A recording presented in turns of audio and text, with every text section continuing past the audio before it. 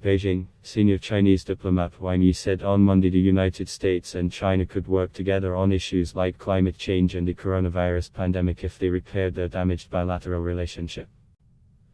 Wang, a Chinese state councillor and foreign minister, said Beijing stood ready to reopen constructive dialogue with Washington after relations between the two countries sank to their lowest in decades under former President Donald Trump. Wang called on Washington to remove tariffs on Chinese goods and abandon what he said was an irrational suppression of the Chinese tech sector, steps he said would create the necessary conditions for cooperation. Before Wang spoke at a forum sponsored by the Foreign Ministry, officials played footage of the ping-pong diplomacy of 1972 when an exchange of table tennis players cleared the way for then-US President Richard Nixon to visit China.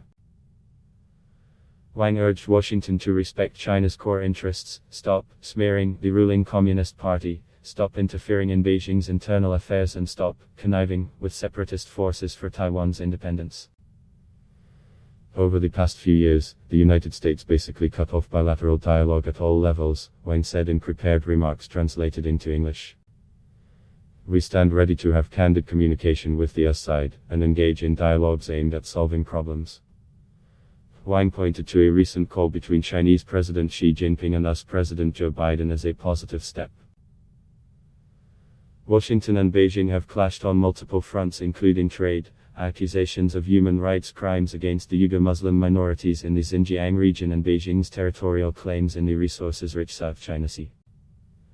The Biden administration has, however, signaled it will maintain pressure on Beijing.